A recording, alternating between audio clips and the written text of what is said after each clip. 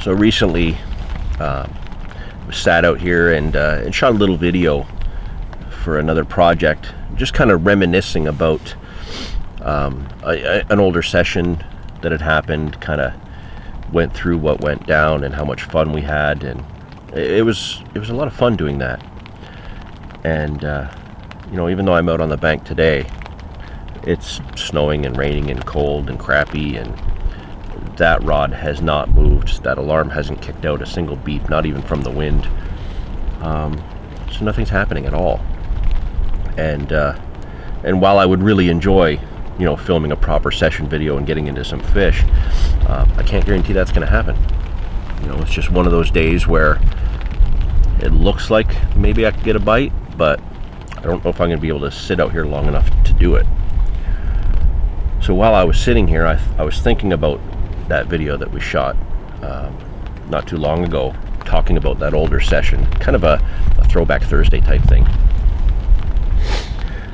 And I found myself thinking of another session in particular. It was a lot of fun, and that wind is getting rough.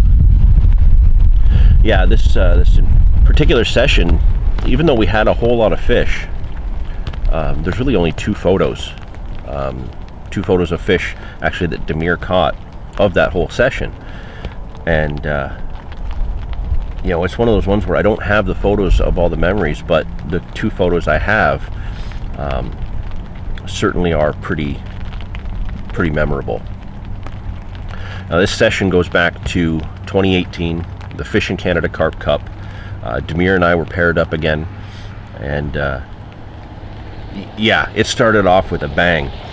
We didn't get necessarily the peg that we wanted, but we were not upset with the peg we got. We were quite satisfied with the water that was in front of us, and literally 5 minutes after lines went in at the start of the tournament, we had our first fish. I think it was like a 14 or a 16 pounder to kick things off. Now, keep in mind that this tournament is a 77-hour tournament. We go for 3.5 days, fishing all day, all night. You know, over there in the UK, you guys are used to that sort of thing. Here in Canada, it doesn't happen. You know, we don't do tournaments like that at all, and certainly not much in the way of carp tournaments. But yeah, like this is unique, and it's an endurance race. So, you know, to get a fish right off the start, that was great. We were just oozing confidence, super happy, thinking that this was going to go incredibly. And then for the next 35 hours, nothing happened. The wind shifted completely. The fish just took off. They left the bay that we were in entirely. It became incredibly hot. So we think that any fish that were still in our area just went deep. There was really big deep holes in front of us, you know, going out not that far. So we found ourselves having to fish a ledge relatively close just to make sure we were presenting our baits properly. But yeah, after that first fish on the first morning, 5 minutes in, we didn't get another fish that day, or that first night, or the second day until just after dark. And that's when we started actually getting into a few fish, and it was a bit of a relief. You know, the wind had changed a little bit, but not much, just enough to kind of get a few fish trickling back into that bay. And you know, we did all right that second night. We had a few fish, so that the third day of the tournament, when the Fishn Canada crew came around, we were actually able to weigh in our 4-fish bag. We had upgraded a few times through the night. Funny enough, Damir actually had the biggest fish out of the two of us for that tournament.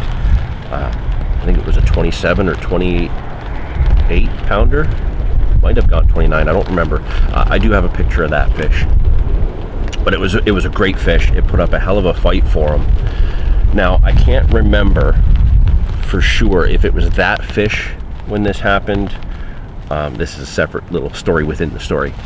I can't remember if it was this fish that he was fighting or another one, but we were both weighted in our waders. This is at night. This is late, like 10:30, 11 o'clock or something like that. We waded in. He's playing the fish. I have the net. We have our headlamps on, and we're bringing the fish in from the right to us. Then all of a sudden, Damir turns his head to the left and sees this big dark silhouette swimming from our left, almost out towards where our fish is, and he starts to freak out. The storm pole in the water with our carp sacks, with our fish, is stuck into our left. He sees this big silhouette go by and starts freaking out that one of our fish got away, with like in the sack. So one, obviously, that's horrible for fish safety. We don't want them getting away on the sack. I knew I had things tied up securely, and we're thinking, oh crap, one of our upgrades just got away and it's in a sack. How are we going to save it? But he caught it out of the corner of his eye, so like we started to panic, and I put my headlamp over, so we had 2 strong beams going on it, and we realized it's a monstrous beaver. This huge beaver had come in and swam by us while we were playing a fish. And okay, sigh of relief there. And Damir ends up getting this big fish in. Like I said, I got the photo of that. And, it was gorgeous fish, absolutely gorgeous fish. Gave us more confidence, after blanking so long for the first half of the tournament. Here we felt we were back on track. We had this flurry of bites, a bunch of fish. Some were upgrades, some were not. We had a number of like 8 and 9 pounders we had to let go because fish below 10 pounds don't count, and we had already had fish bigger than that. But here we were, it's late in the night, and it finally slows down a bit. Now, for this tournament, you don't want to leave your peg. We're out in the middle of the woods. It's not like there's a lot of facilities close by. So we finally have this lull in the action. And I thought, okay, I'm going to change things up because I want to keep getting bites, but also I'm fighting this little issue of needing to answer the call of nature. And so I thought, okay, I'm gonna change my hook bait. I'm gonna put it out on the spot, and if I don't get a fish or any kind of indication in a few minutes, I'm gonna take that as a sign of, okay, I can go do my business. Damir can watch the rods, and then I'll be relaxed for the rest of the night. Through all this flurry of fish that we were getting, finally on this last night, I kind of ignored the fact that I had to take care of this problem. And then all of a sudden it's hitting me now that it's slowed down, and I'm just like, I'm kind of antsy in my chair. Like, okay, I got to do this. So I changed my hook bait to a tiger nut, 2 pieces of maize, and a little chunk of pineapple pop-up just for a little bit of buoyancy. Not the typical kind of hook bait I would use, but we had a lot of different free offerings out there. The bites had just kind of pretty much stopped. So I thought maybe throwing out a mix can put the odds in my favor of getting another bite, maybe from a fish that's being more particular about what it's picking up. Throw a little bit of everything on the rig, and maybe I can get that that 30 or 35 pounder that will really rocket us up into first. But what we knew at this point was, for the first half of the tournament, weighing in 1 fish, we were sitting just about dead last, and by this point now we had gotten enough upgrades. We were sitting around 5th or 6th at this point, so we were quite happy, but we wanted to keep that going and move it forward. So here we are, the last night, middle of the night. It's late, it's dark. I need to answer the call of nature, and I finally have a break. Okay, so change my hook bait, put it out there on the spot. Damir's is set up on the spot, and he goes into his bivvy to lay down for a bit, just relax because we're tired. And I go into my bivvy, letting him know I'm going to be indisposed. Get the rods, if something happens, and then I'll quickly take care of things, get back out and net the fish for you. So when I'm on the bank, I have this pail with a special seed on it, and it's called the luggable loo. It's the size of a 5-gallon pail, so it's quite tall, which is ideal for me because I'm a tall guy, and being too low to the ground makes it, 1, very difficult to get back up, and 2, just not comfortable for doing your business, for me anyway. So into the bivvy I go for obviously some privacy, and I have my bivy light on so I can see what I'm doing. And, you know, just over to the far side of my bivy is my my receiver, so that, you know, it was windy, so from my bivy I couldn't hear my alarm. Also, you know, I'm hard of hearing as it is, but with the wind I couldn't hear it all the time. Having the receiver made a huge difference. So I had that handy. Nothing's happening, no beeps, no nothing. So before I even get started to do my business, I sat there waiting, because I had just put a fresh hook bait out, and I'm thinking to myself, it cannot go while I'm doing this. If it goes while I'm going, you know, yeah, Damir can get to the rod, but like, I really have to do a lot of things to get myself ready to go back out and be of help. So I waited like 5 or 6 minutes, and nothing was happening. No beeps on my line, no beeps on Damir's. The wind actually started to calm down a bit, and everything went quiet. Pretty much just silence. You're out in the wilderness. You know, you can hear the waves on the water just kind of crashing up against the rocks. It became incredibly serene and incredibly peaceful. And I thought, okay, this is my moment. So I set up the luggable loo and got out of my waders, and I start doing my business.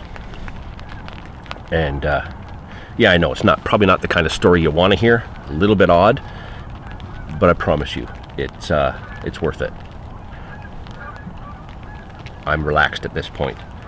Things are going well. And all of a sudden, over on my little aluminum bivy table, my receiver starts vibrating and screaming with a one-toner that is like face melting, just me.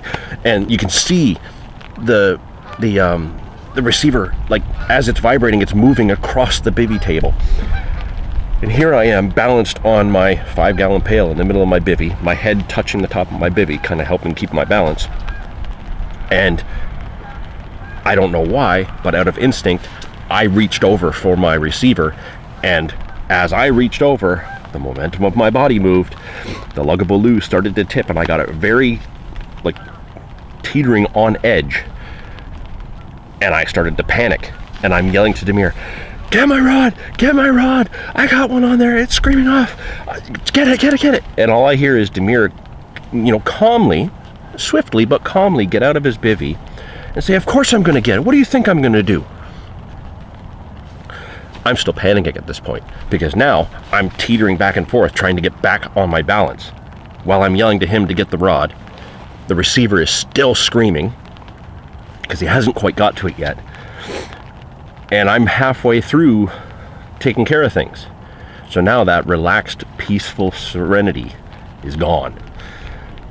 And I'm sitting there like, what am I gonna do? And I'm panicking and I'm freaking out. And I have no reason to be, but I am. So finally, the receiver stops. I know Damir's into the fish. And I start yelling, are you in? He's like, yeah, I'm in. It doesn't feel that big. Okay, but anyway, he's in a fish. We're at a tournament, we're a team. I need to be out there, I need to net that fish for him, I need to be of help. So here I'm at the point where I have to kind of force myself to finish and take care of things, get myself cleaned up, which was awkward as hell, I'll be honest with you, because I was all flustered, and in the shifting and shuffling of trying to reach for a receiver for some stupid reason, I had pretty much moved myself from the central position in my bivy way over to the side, so now I'm kind of cramped up under the edge of the bivy, and I'm just in all these awkward positions. Get everything sorted and taken care of. I go running out of the bivy, realize I didn't put my waders back on, get down to the water's edge, and I grab the net, throw the net in the water, headlamp on.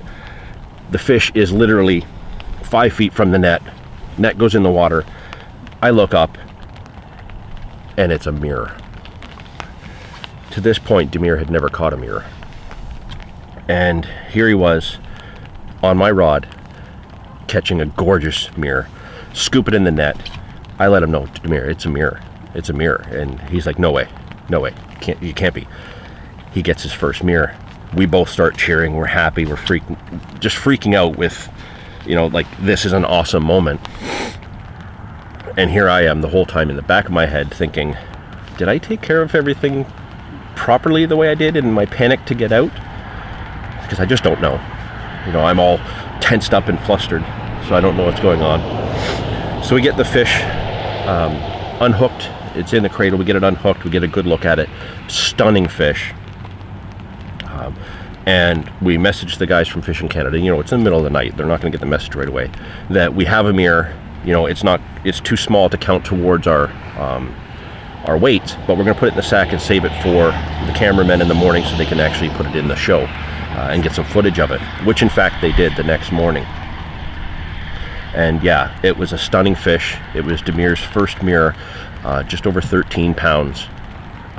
Yeah, it made the episode. So they now have it. The TV show is now on their YouTube channel in both parts, part 1 and 2 on the Fishn Canada's YouTube channel, where you can go back and watch the 2018 tournament.